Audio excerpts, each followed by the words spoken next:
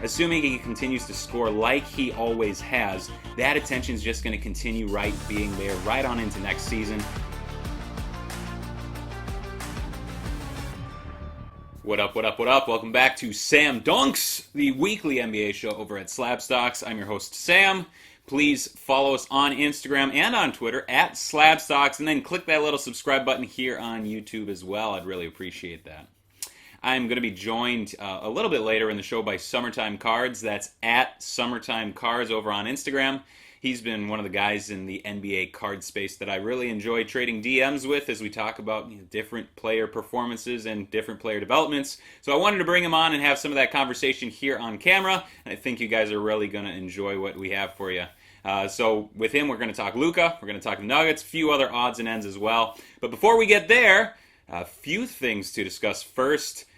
First off, if you're a Sixers fan, you might want to jump ahead a few minutes. But before you do that, I want you to understand a few things about me personally. My family is from Philadelphia. My 10 times great-grandfather moved from Germany to Philadelphia back when Germany was still a part of the Holy Roman Empire. They were still hanging around in Philadelphia some 75 years later when Ben Franklin and them boys were signing the U.S. Constitution just down the street. Several members of my family fought and died at Gettysburg in the Philadelphia Brigade. I still have lots of family moving there, 10 generations of my family all the way until my dad moved to Milwaukee, so seeing the demise of the Philadelphia 76ers brings me no joy. I'm a Bucks fan, so you might consider me a hater, but deep down in my blood, I'm all about the brotherly love. That all being said, the Sixers are dead, at least as we've come to know them over the past few years. Not having Ben Simmons available certainly was a big part of the problem for this Sixers teams during these playoffs. But there's a slim chance that the front office will lean on that and run things back next year. But everyone outside of Joel Embiid was basically a ghost the whole series. In 32 minutes per night, Al Horford posted 7 points, 7 rebounds, 2 assists, and a block.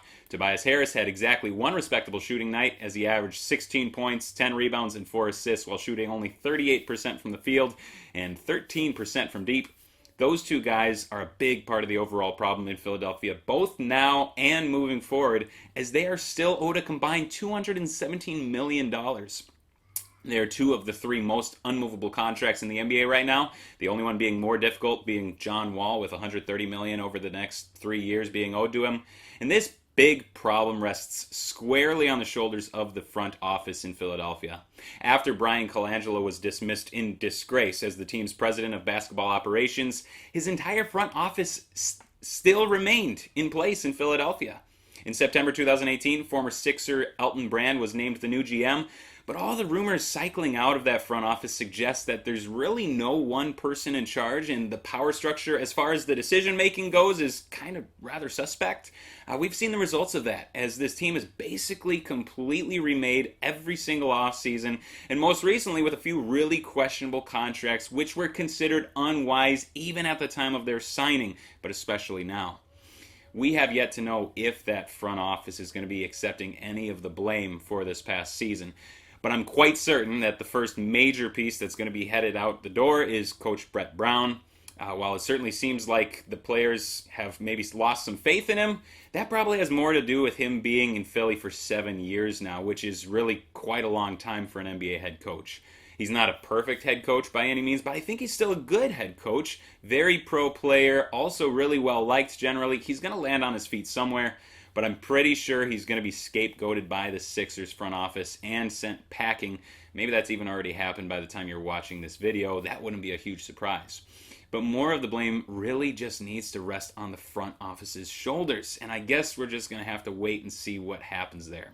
If they clean house and they hire a new GM, it wouldn't be a huge surprise if the new guy wants to run this team back and try again. Kind of hard to start your tenure by trading everyone, but I guess we'll wait and see. The most likely scenario in my mind is that at least one major piece is going to be traded this offseason. I don't think they can unload Horford or Harris because of those contracts, and that probably means that Embiid or Simmons is gone. When he had energy, Embiid played well. 30 points, 12 rebounds, a steal and a half, and a block and a half, but he got gassed. He generally looked pretty miserable, and he faded down the stretch. I don't think the Sixers want to trade Simmons, but he is a Clutch Sports client with Rich Paul. We've seen that crew really establish the player empowerment era of the NBA. So it wouldn't be a huge surprise if Simmons and his camp started trying to orchestrate a trade to get out of Philly. If that doesn't happen, I think the Sixers will at least be trying to find a trade partner for Joel Embiid to land with. I think one trade that could make sense for both sides would be between Sacramento and Philadelphia. We know Buddy Hield had been requesting a trade earlier this season. I could see a Hield and maybe Bagley with the 12th overall pick as a match for Embiid's contract. Maybe that could be like an overpay compared to what other teams would be willing to offer. But I think Ranadiv would be excited enough by the trade to maybe accept that. Otherwise, you have to look at the top of the NBA draft and see who has some extra ammo with a high pick. Golden State definitely wants to move the number 2 overall pick in a deal structured around Wiggins, and the number 2 could make, I guess, some sense for both sides. Pretty disappointed for Philadelphia, though. I could envision Chicago with the 4th pick wanting to move that, maybe along with Otto Porter and a young guy for Embiid. But I really don't know. I think something probably feels pretty inevitable, though. Thinking about card investments, Embiid's his last PSA 10 base Prism rookie card ended on auction around $320, which is a 20% price drop over the past week. That's to be expected with the first round sweep, but it just gets even murkier from here for him. It feels like Embiid is at this inflection point value-wise, where he could be traded, and depending on where he goes and what the return is, the overall public opinion could just really rapidly start to plummet. And that would hurt the card value as well. I don't think that's fair to Embiid. He's a really special player, and a motivated Joel Embiid is one of the biggest mismatches in basketball, but it's just not happening right now in Philadelphia, and the end seems to be coming soon. I think Simmons is still pretty clearly a special player, and if a new Sixers brain trust can bring in the right pieces around him, this 2020 season could very soon seem like a distant memory. But so much of it is up in the air at this point. I don't think you can be actively buying Simmons unless you just know something that the rest of us don't. But he's a huge risk in my opinion, though could obviously really turn around quickly. His PSA 10 base Prism rookie cards are going for around $350 as of this recording. Not recommending him as a buy, but depending on what happens this summer, that could really change. All right, let's change focus here. Enough with Philadelphia. Let's stay out east, though, and go to a much happier squad that belongs to the Toronto Raptors. Really just one of the best and deepest teams in the NBA right now. They lost the best all-around player in basketball in Kawhi Leonard last year, and they barely even skipped a step. Of course, any Canadian will tell you that they've been ignored all season, and I think that's generally got some truth to it. And it might just be my impression, but it really feels like they've still been flying under the radar during the first round of these playoffs, although that's probably because they were playing against a very lackluster Brooklyn Nets team. They swept them while only appearing in primetime once. That was in the 150-point performance just Sunday evening, which is yesterday. It's Monday as I'm recording this. A number of good player performances. Siakam was his usual solid self on both ends of the floor, although the shooting was a little bit off, but he ended the series with 21 points, 8 rebounds, 5 assists, and a steal. Only shot 42% from the field and 29% from 3. Law of averages says you gotta expect both of those numbers to bounce back up moving forward. Fred VanVleet returned to being the best shooter alive in the playoffs. He hit 56% of his threes and 53% of all of his field goal attempts. Went for 21 points, 4 rebounds, 8 assists, and a steal and a half. Law of averages says those percentages should drop, but we found that the law of averages does not apply to playoff Fred VanVleet. Now, the Raptors being overlooked thus far is not going to last any longer because the next series is against the Boston Celtics. That should be the best playoff series of the next round, and it's certain to get a ton of national attention. This is a good Celtics team, but I do expect the Raptors to ultimately win the series. Boston did take the season series at 3-1, but Siakam did only appear in 2 of those games. A full-strength Raptors team, assuming that Kyle Lowry comes back soon from that bum ankle, probably going to be a little bit too much for the Celtics over the course of a 7-game series, in my opinion. If that's the case, I think a guy like Siakam could see this playoff bubble boost that we've seen with some of these other players. His PSA 10 Prism base rookie cards are going for around $800 lately, and a high-profile series victory over the Celtics could certainly give that a quick boost. Anunoby, Terrence Davis, those are some of the other players that could clearly benefit. Terrence Davis is one of those chosen few that received a Prism update card in the newest Chronicles release. Again, Panini Chronicles is just another Panini set release, but in the set, they did a special print run that they did for the first time. They're calling it Prism Update. basically just getting some of the originally overlooked rookies and then high-profile free agent acquisitions new Prism cards, either to get them a Prism rookie card, like in Terrence Davis's case, or a card in their new jersey, like with Kawhi Leonard and Anthony Davis. Terrence Davis was one of the best rookies in the NBA after going undrafted. His Prism Update base rookies going for around $30, and some of his Silver Update rookies have gone for around $175 or so. I wouldn't expect him to get over 20 minutes a game, most likely, over the next series. So not an urgent buy, in my opinion, but a generally nice player moving forward. Of course, all the same rules apply to the other side of the ball. The Celtics in the high-profile series should benefit as well, primarily between Jason Tatum and Jaylen Brown. Tatum's base Prism PSA 10 graded rookies are auctioning around $1,000 at the moment. Jaylen Brown's are just about half of that, going for a little over $500 at the moment. And that could all change in a hurry if the Celtics win the series. But both of them, still really good long-term investments, even if they do lose this time around to the Raptors. Last up, before our interview with Summertime Cards, we got to talk about Donovan Mitchell. He's led the Jazz to a 3-1 series lead over the Nuggets, averaging an astonishing 40 points, 5 rebounds, and 6 assists while shooting 56% from the field and 51% from deep. Definitely taken a leap since the NBA layoff, and his profile as a player has seen a rapid rise as well. He's always been the guy who can score ever since his rookie year, but the question was always whether he could actually make his teammates better or whether he was just kind of a chucker out there. Well, he certainly raised the overall quality of this Jazz team of late. A true shooting percentage of 74% will definitely make any team look good. Offensive rating of 147 when he's on the court. Still a poor defensive rating, 126, but clearly a good overall net rating through the playoffs so far. The shooting isn't going to stay there long term, but he's currently clearly feeling it. I wouldn't bet against him continuing this hot streak at least into the next round, assuming they finish off this series against the Nuggets. The Nuggets are very ill-equipped to face him. Missing Will Barton and Gary Harris removes 2 of the better Nuggets perimeter defenders that can match up against a guy like Mitchell. And so Mitchell has absolutely feasted. It should be no surprise to us. Depending on what happens in the Clippers-Mavericks series, a matchup against the Clippers might bring him back down to earth, especially if Patrick Beverley returns to health. But these playoffs have really just put Mitchell on, the center stage nationally. Assuming he continues to score like he always has, that attention is just going to continue being there right on into next season, which means that the market will continue to follow him.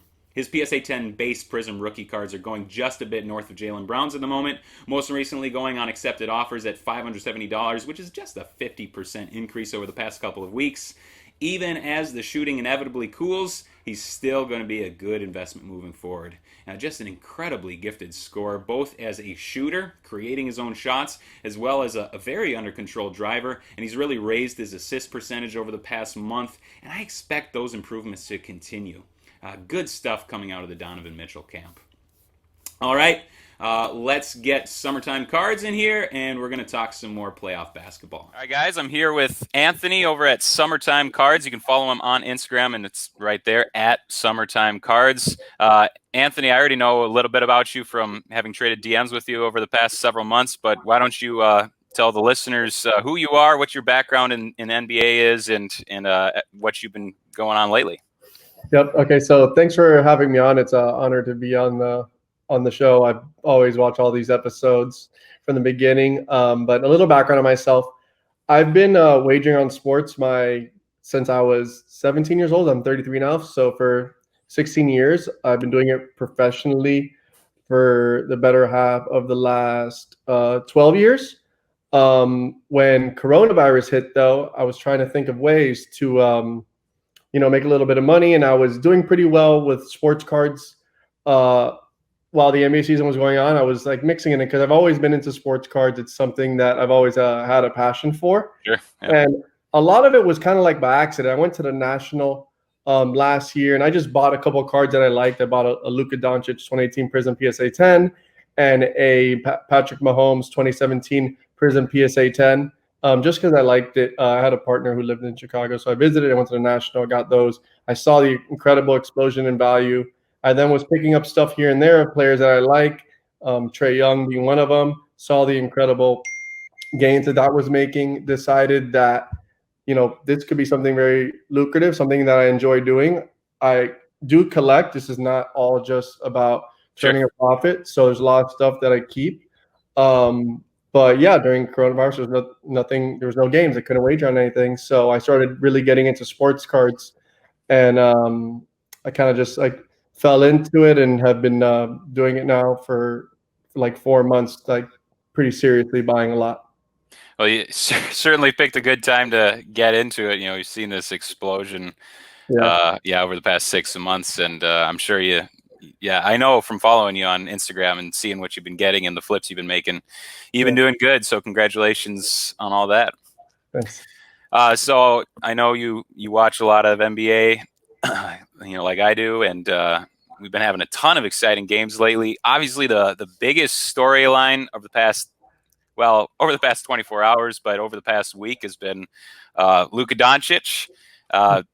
What's been your read on this whole thing? I mean, I think we're probably around the country all in the same boat on Luka, but what's your take been? I mean, he's amazing. He's just one of the best young talents that we've ever seen. It's just undeniable. He was the MVP of the European League he played in, which to win MVP of that league at that age is almost impossible. Like I think the youngest guy before that was like in his mid-20s, and he did it at I think 19 years old. And he's playing with grown men. A lot of guys who have already played in the NBA. They know all the little tricks of just playing basketball. And Luka went in there, won MVP, comes into the NBA, wins Rookie of the Year, and he's just continued on that upward trajectory. And it culminated yesterday with that game winner against the Clippers, and that's just incredible because the Clippers have Kawhi Leonard, Paul George, to have one of the best, wing defenses that we've seen. And they should be tailor-made to stop him. Yeah, exactly. You think that, but also you got to give some of the blame to Rivers because there's been a couple of situations where Reggie Jackson's been covering him for I think too long of a stretches. Right. And me personally, I would have Paul George or Kawhi on him from the beginning so that you slow him down so he doesn't start out good.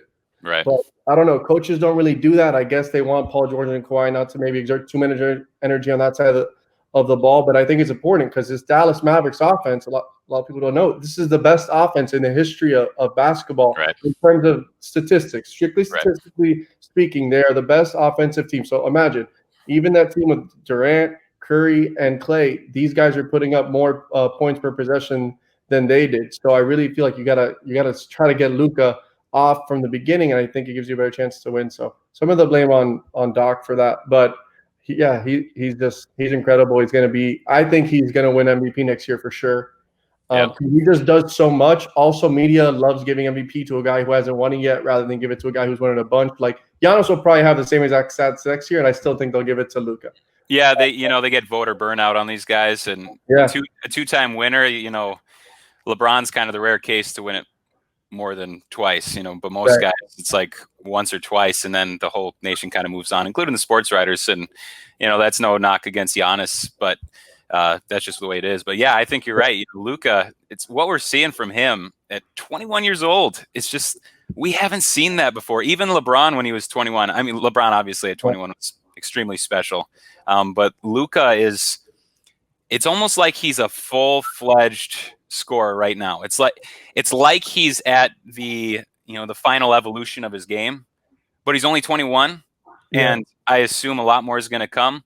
He still has room to grow with some of the shooting, but he's a 32% shooter from deep, and teams are still covering him 33 feet out because they know he's so dangerous with the ball wherever he's at, both as a creator and a scorer. But coming over, getting that early experience in the European League where, guys usually don't even get playing time before they're 20, much less win MVP of the league over there. Yeah.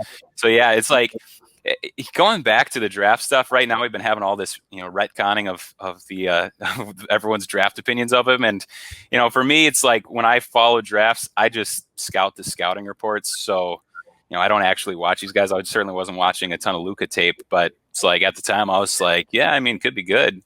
But I wasn't expecting 2 years in to be a top 5 NBA player, and then he's a top 5 NBA player, right? I mean, top 5 to 8, but he's certainly probably right in there. Top 5.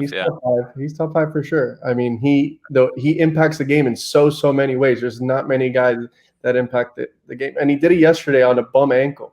Yeah, People were saying, like, is he going to play the rest of the playoffs? Then the opposite happened. He ended up playing, and Porzingis didn't play.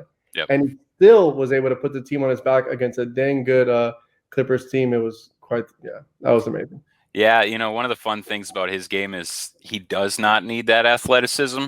So it's like being on one ankle. It's scoring 43 points is not out of the question for him. It's like when he came into the draft, that was one of the huge knocks is just he's not athletic. He's not going to be fast enough. He's not going to be able to get by these guys. But he's just so crafty, and there's so many different ways that he can score. And he's really actually very physical. He was very strong. There was the one where he like threw his shoulder into Kawhi and knocked him back, and Kawhi kind of looked like a little like shocked that happened. And that's the type of game that he has. But he one more thing on Luka. Everything he's doing now, he'll be able to do when he's 34 years old, which is really scary because a guy like LeBron, you see, he's not able to do the things that made him a great player at 21 years old. Whereas Luka will be able to do everything he's doing now at a late age. So man, his career is going to be something to watch. Yeah, and he's obviously been one of those guys whose card market is absolutely exploded to this point. But it is not out of the question that he's one of the top 10 players ever. When it's all said and done, he's on that trajectory. That LeBron type of trajectory. The Larry Bird type of trajectory where we see with LeBron year 16 or whatever he's in. Any LeBron card you hit still has a ton of value to it. And I think that's where we're at with Luka. I always talk in terms of rookie cards, but with Luka, you're going to be able to get second-year cards, or third-year cards, and still turn a nice profit over the coming decade. I expect him to stay in Dallas probably long-term. They're really good with their players down there, and he seems to really like it there. So, tons of investment potential for him moving forward. Most of you probably don't have a rookie of his, and even if you don't, I don't think you missed the boat. Still plenty of opportunity moving forward. Let's talk Nuggets. This is a team that you and I both like, or at least we like a number of players on these teams. Currently down 3-1 to the Jazz. I just got done talking about Donovan Mitchell. By the way, as an aside, we're recording this on a Monday, so it's going to come out on Tuesday. Some of the stuff we say might be dated by Tuesday. For instance, just 20 minutes ago, I finished recording my segment of the show. I said, by tomorrow, maybe Brett Brown will be fired. Well, that happened like 15 minutes ago now, so that's already dated, but I'm not going to go back and re-record it, so sorry about that. But just want to throw that in there. This is Monday. Anything we say could potentially change, but that's just kind of how this stuff goes. So let's talk Jazz Nuggets. Jazz currently leading 3-1 in the series. Donovan Mitchell has looked like, again, one of the best scorers on earth over the past 4 games. He's averaging 40 points per game right now. A ton of this falls on the, at the feet of the Nuggets and, some of the disappointing defense that we've seen out of them. Really no defense at all. What have you seen from them? And I think we'll talk in particular about a couple different players, but I'll give you the floor. I mean, they just don't have a lot of good defensive players. It's just that simple. Like Jokic is not known for his defense. Right. They were starting Michael Porter Jr. He's a rookie and he hasn't started all year. And they kind of just spring him into the starting lineup in the playoffs and expect him to be able to really pick up all the defensive schemes and just the things people are throwing at him in the playoffs. And it's just unrealistic. And he's not a great defensive player yet. He's probably gonna have to work at it just to become decent, but that takes time. And Jamal Murray, not a great defensive player. Right. Gary Harris is probably one of the better defensive players, and he's been out for the most part. So it's just it's not too surprising. They're kind of getting exposed on that end of the basketball, and they can't really do much about it. And Utah's got a team with like a good amount of veterans, even though Donovan Mitchell, he's been in the league now it's his 3rd season. But they, Gobert, that core has been together now for a little bit of Ingles, Gobert, Royce O'Neal, and Mitchell. And they threw in Conley, who he's the kind of guy who's going to kind of fit in easier than most because he's been in the league so long too. So they're just kind of exposing Denver's weaknesses on defense, and they have a lot. Yeah, it really hurts Denver, particularly against Mitchell, to not have like Will Barton or Gary Harris. And Yeah. Gary Harris's best years are behind him, but he's still a good, impactful defensive player. And Will Barton's, he's good on both sides of the ball. Mm-hmm. You know, the series would look a lot different if the Nuggets had a competent wing out there at the moment, and they just really don't have that. Michael Porter Jr., you mentioned him. He was getting targeted. Yeah. They were attacking him in particular. They knew that he wasn't going to be stopping anything. There's been a ton of building hype behind him, and I know that you and I both really believe in that hype. I think it wouldn't be a huge surprise if we saw a cooling off period on him, just reputationally, due to the way he's been exposed these playoffs against the Jazz. How do you feel like he looks moving forward? Are you cooling off on him, or are you just as high on him as ever? No, I'm just as high. If anything, I'm actually higher on him just because he came into the starting lineup. And sometimes when a guy comes in, he's known for his offense. He's a scorer. That's what he is. The fact he's not good on defense, that means nothing to me. Stephen Curry wasn't good on defense. He's going straight to the Hall of Fame. He won MVP. James Harden, straight to the Hall of Fame, playing no defense, those guys. So the fact he's not so good on defense, that really doesn't bother me. I actually think he's going to end up being okay on defense just because of his length. When you're 7 feet tall, it helps you a lot with that length. Kevin Durant wasn't the greatest defender, but his length, over the years, he got a lot better. And actually now I thought he was one of the best defenders. I still think he's one of the best defenders. Right. So with Porter, he came into the starting lineup and was scoring at will in a lot of these games before the playoffs. I think in the playoffs he had one real good game with 20 plus. So no, I think that this guy's a rookie. I don't know what people are really expecting from him, but he's shown so many flashes and great games that I've seen enough. I'm more convinced than ever that he's going to be a big part of that team, and next year he's going to start. I know that people are going to think, oh, they just sent him to the bench, like that's it. They tried it, it didn't work. But no, I think next year for sure he's going to start because Millsap's contract expires, and I do not see them re-signing him. And Porter's too much of a talent not to have in. They're going to just have to work around his defensive flaws, and I think that they will, and I think he'll get better. And yeah, he's one of the. I think he's going to be one of the best scorers in a couple of years. Yeah, funny you mentioned Kevin Durant, and you keep hearing that comparison getting thrown around for him, but it's just the way he scores and the way he shoots it, and his approach to the offensive side of the ball is really so reminiscent of Kevin Durant. And it's like, I mean, he's so young. He grew up watching Kevin Durant. I wouldn't be surprised if he was going out in the driveway and recreating his shots and going on YouTube and checking out every Kevin Durant highlight and taking notes. That's just the type of offensive scorer he is. And yeah, it's his second year in the league. It's really his rookie season, and really he barely had any time, this season to really get acclimated. And that's kind of Mike Malone's coaching philosophy, is he doesn't just hand minutes to rookies. He really kind of makes them earn it on the defensive side of the ball. Well, Michael Porter Jr. wasn't going to be doing that. Some of the injuries maybe kind of helped get him all this extra playing time in the playoffs that we've seen. So that's been great. It's not a huge surprise that he's been struggling on defense. Most rookies do, especially in the situation that he's in. But yeah, moving forward, what are the Nuggets going to do? They're three cornerstones, and Murray's been looking really good. Obviously, MPJ and Jokic, hopefully they're both there long term together. I think that's a good core. They're going to need to find some defense, at the shooting guard position, at the power forward positions. Like if they could somehow get Drew Holiday onto that team, that would really help things out. I don't, there's different players that you could plug in that would fit really nicely. They're just going to have to figure that out. But I'm really hoping that they don't look to trade Michael Porter Jr. this offseason. I keep hearing him thrown around in all these talks, like, Bradley Beal for Michael Porter Jr., different things like that. And it's like, I just hope they don't do that. I hope they keep this core and see what happens. And really, the Nuggets have generally been, pretty reticent to trade anyone. They generally just compile all these assets and then just keep them and then let them deteriorate in value. So I would expect that to continue. And I still think the future of this team looks good. And minor setback for a major comeback. Yeah, I agree. I think that I don't think they're going to trade Michael Porter Jr., a guy who's like, he's got a 7'3" wingspan. It's just so hard to replace him.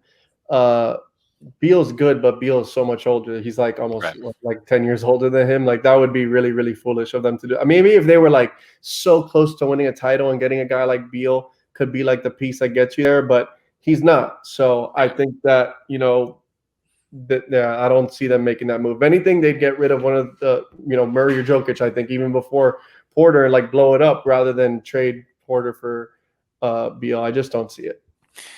Yeah, I completely agree. So if everyone else starts panicking and cutting loose on Michael Porter Jr. and his prices start to plummet here, heading into the offseason, you still think he's a good buy? Oh, yeah. I'll be buying him. I think that what's going to happen is in the offseason, his prices are going to dip for sure, especially since they benched him. Right. And then as the next season starts, I think that there'll be chatter. They'll be asking, hey, what's the deal with Michael Porter Jr.? You guys, are you still going to bring him off the bench? And I think they're going to stick with him, and they're going to say he's going to start. And then everyone's going to realize, oh, wow, and some of those games that guy started in the bubble, that guy was killing it, They'll go back and realize that. I think he had the biggest increase in points per game in those games going into the playoffs of anyone by like a lot.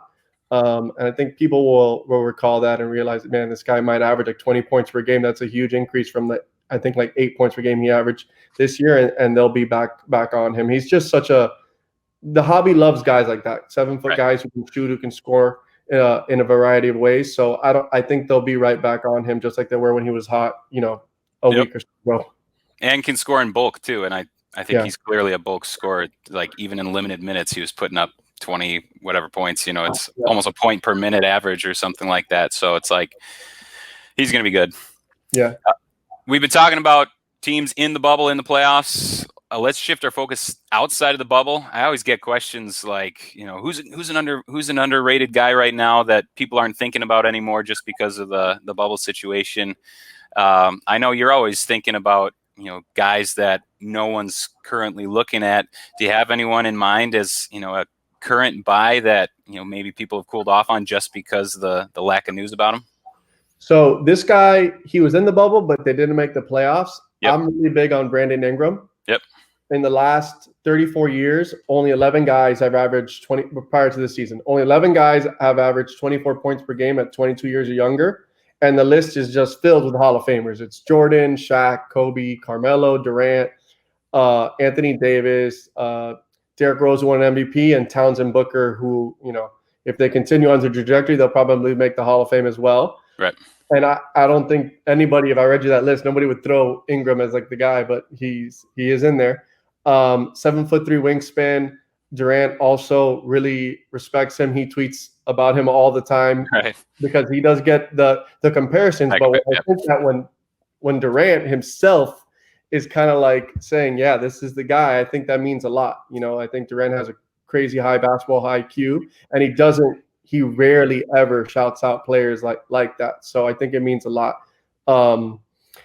This year, one of the big things he wants to work on was his three-point shooting, and he was a 39% three-point shooter this year. On good volume, too. It was like 7 or 8 threes per game, I think. Right. So usually when a guy starts shooting more threes, that means he's being a little bit less selective, which means usually they're going to make less. He was able to shoot a higher volume and still increase his three-point percentage drastically. Yeah. And sometimes guys could have a hot year, but his free throws also increase from 67% to 85%. Right. But the only way that happens is with a lot of repetition and hard work. Yep. And JJ Redick said it on his podcast recently with Damian Lillard. He says that no one works as hard as Brandon Ingram, that he doesn't want to be good. He doesn't want to be great. He wants to be all time. And I think you've been seeing it. He went from 16 points per game a couple of years ago to 18 points per game, and now to 24 points per game. And I think that next year he makes one more leap. Now he's a complete megastar. And I think he will. He can slash. He's good in the post. He's good in transition. He can handle the ball, runs the floor, creates off the dribble. You can count on him to hit game winners because he can always get a good shot off. He's a way better passer than people think. If you watch him, there's a lot of games where he'll have a smaller defender on him and he'll get into the post, and your team kind of freaks out because they know this guy can just score right over him. And sometimes they'll double, and he's a willing passer. And I just think that he's cheap because he got when a guy is on a team and then gets traded, and a team like the Lakers, who have so many fans, A lot of times that causes the prices to dip, and that's what you saw with Brandon Ingram. Also, his rise kind of has been maybe a little slower than people wanted because he was a rookie in 2016. But again, he's still only 22 years old. Right. And I think that this guy is just a stud. I think that he's going to be one of the best scorers as well for a long time. He's just very hard to defend. In the playoffs, I feel like he'll exceed expectations too, because he's like the perfect guy for the playoffs. Yeah. Certain guys, they need to be spoon-fed the ball.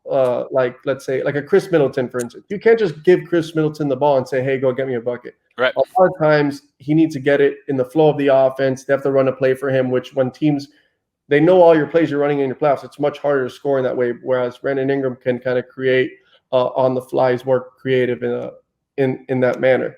And his prices have dipped. His Prism at one point he did have a couple of good games in the bubble, and his prices kind of spiked up to $80 for his Prism rookie. Right. And now they're down under 50. And when football starts, I promise those prices are going to be even less. Yep. So the last day was $47. Once Lamar Jackson and Patrick Mahomes get going, all attention is going to be there, and Brandon Ingram is going to be forgotten. I think those prices will keep dipping, as well as his. I also like his Prism Mosaic from 2016. It was at $50 plus not too long ago. Now that they're no longer in the playoffs, the last sale was $29. If that starts to get to $20, that's a great buy. Great buy, yeah. As PSA 10s, the Trae Young, obviously the Luka Doncic, who else? Pascal Siakam, they do big money. So I think those for $20 of Brandon Ingram, like that's, I think, a great buy. And then for you, an even cheaper option than that is just second year silvers. You're looking at second year silvers of some of these guys. Trae Young trading for, I think, almost 500. One Michael Porter Jr. did like 500 or 600 recently, second year silver when he got hot. Right. Luka Doncic is doing over 1,000 second year silver. Brandon Ingram's second year silver is under $5 right now. It's from 2017, obviously, and I think that's another really good buy. If he starts to get hot and his Prism Silvers from 2016 that are very rare, very hard to find in good condition, they'll start trading very high.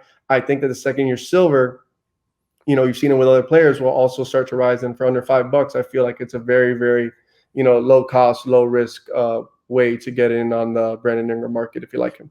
Yeah, he's an interesting case study in the way that, just kind of the situation that they're placed in affects their overall market value. And it's like when he was drafted by the Lakers, he was being dubbed as the next Kevin Durant. And, he was a good scorer in college. A lot of it might have had to do with like his body style, because he's built very similarly to Kevin Durant. No one should come out of the draft, before they even put on an NBA uniform to be compared to, a top 5 player in the league. It's just, it happens all the time. But it's unfair to the player.